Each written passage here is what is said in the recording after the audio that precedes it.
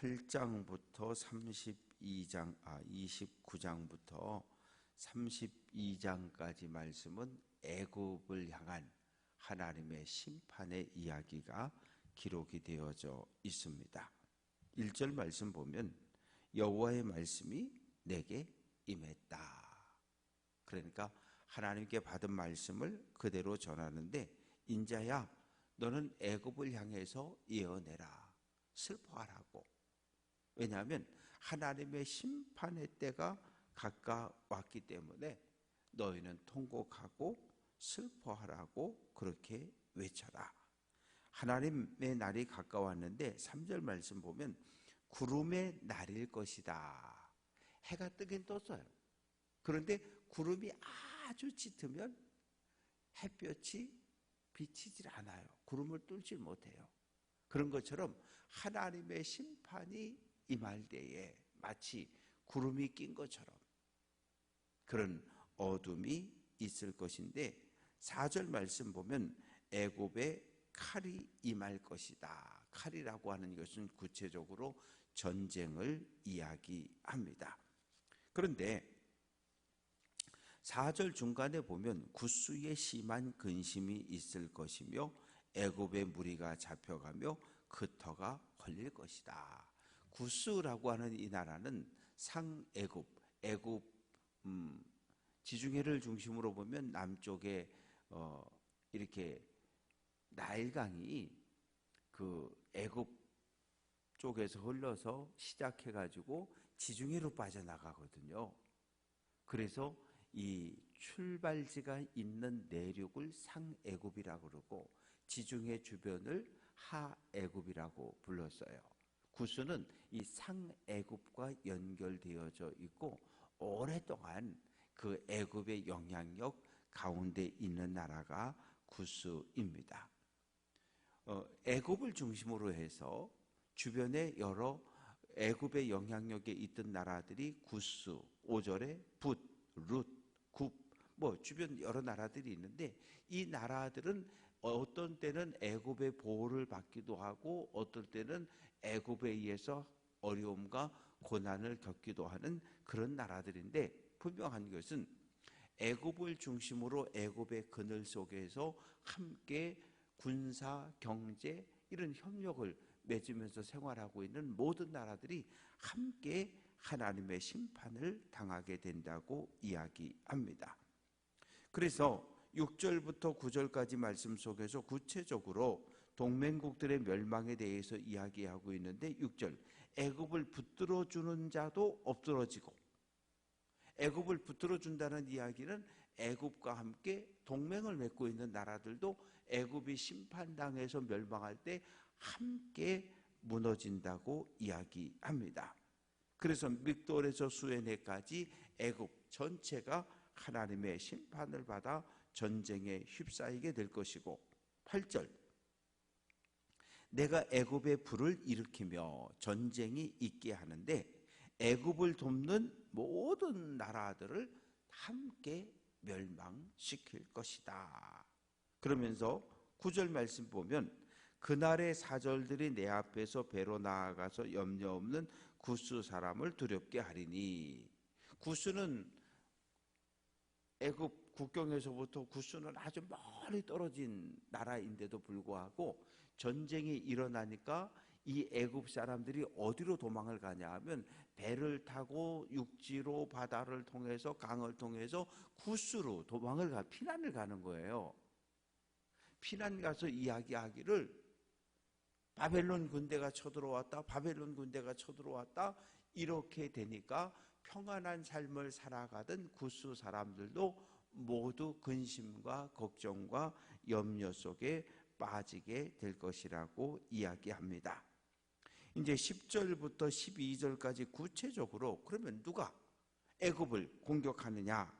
10절 말씀 보면 내가 또 바벨론의 느부갓네살 왕의 손으로, 이 바벨론이 하나님의 심판의 도구가 되어서 남유다 예루살렘도 멸망시켰지만 이 바벨론이 하나님의 손에 붙잡혀서 애굽도 멸망을 시킨다는 거예요.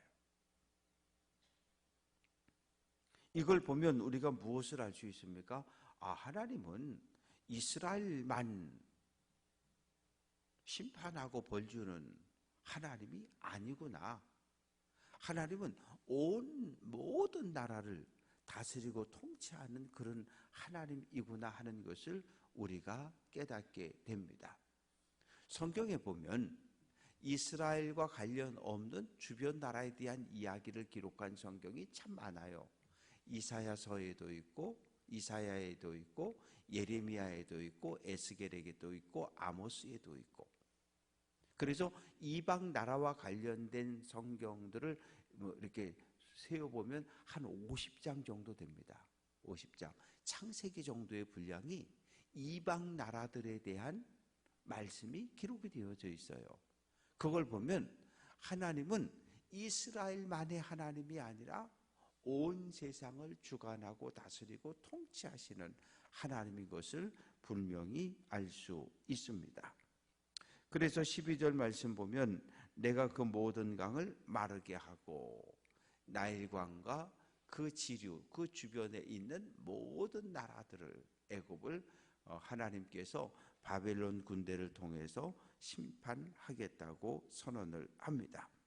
그래서 13절부터 19절까지 말씀 속에는 구체적으로 멸망을 당하는 이야기가 있는데 노, 바드로스, 그 다음에 노, 신, 높, 아웬, 비베셋 이런 모든 나라들, 그리고 18절에 보면 드함, 느네스, 여기 등장하는 모든 지명들은 애굽에서 아주 이름 있고 유명한 그런 성읍들을 이야기하는 거예요.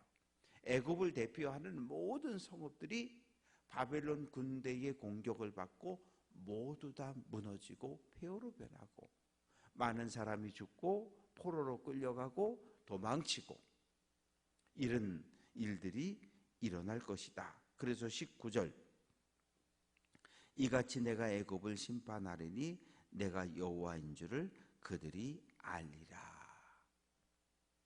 20절부터 이제 마지막 26절까지 말씀 속에는 바벨론 왕에 의해서 애굽이 패배할 것을 예언하고 있는 말씀입니다. 11째 달 첫째 달 11째 해 첫째 달 7째 날, 이것은 주전 586년으로 남유다 예루살렘이 바벨론에 의해서 멸망당하기 한 달 전에 하나님이 에스겔에게 주신 예언의 말씀입니다. 21 내용을 쭉 그냥 간단하게 정리해 보면 21절 내가 애굽 바로 왕의 팔을 꺾었다. 또 22절 내가 애굽의 바로 왕을 대적하여 그 두 팔, 곧 성한 팔과 이미 꺾인 팔을 꺾어서 칼이 그 손에서 떨어지게 했다. 그리고 24절 내가 바벨론 왕의 팔을 견고하게 하고 내 칼을 그의 손에 넘겨 주었다. 25절 내가 바벨론 왕의 팔은 들어주고 바로의 팔은 내려드릴 것이다. 21절부터 25절까지 말씀은 단순해요. 하나님이 바벨론 왕의 손을 들어주고 힘있게 하고 강하게 하고 하나님의 심판의 칼을 그 손에 들려주었다는 거예요. 그리고 반대로 하나님이 애굽 왕 바로의 팔을 꺾었다는 거예요. 칼을 들어도 힘을 쓰지 못하게 하고, 그리고 하나님이 완전히 꺾어버렸다는 거예요. 그러니까 하나님이 바벨론 편에 섰다는 이야기예요. 하나님이 바벨론 편에 서서 바벨론 군대를 통해서 애굽을 공격하게 하니까 애굽 바로는 도저히 이길 수가 없는 전쟁이 벌어지고 말았습니다. 그래서 애굽 전체가 하나님의 심판을 받고 애굽과 동맹했던 모든 나라들도 하나님의 심판을 받고 애굽과 함께 멸망할 것이다. 역사 속에서 바벨론 군대가 두 번에 걸쳐서 애굽을 공격합니다. 그래서 두 번 다 애굽을 정복을 해버려요.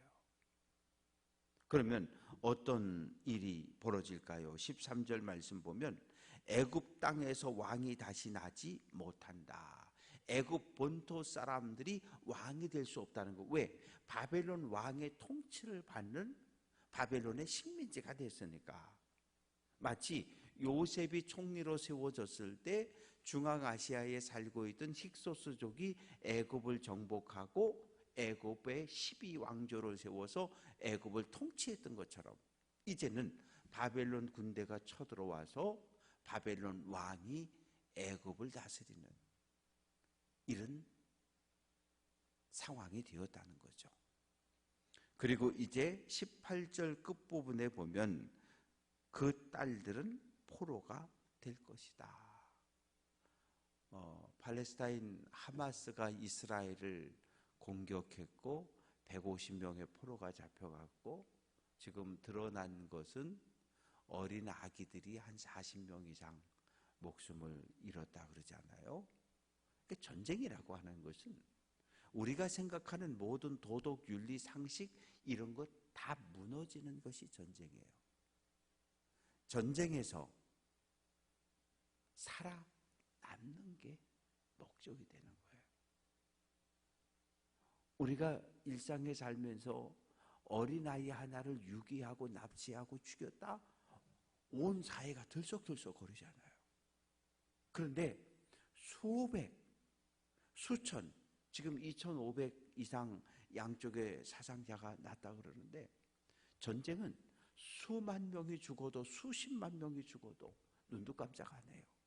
러시아와 우크라이나의 전쟁이 이미 수십만의 군인과 민간인이 죽었지만 여전히 전쟁은 진행 중이에요.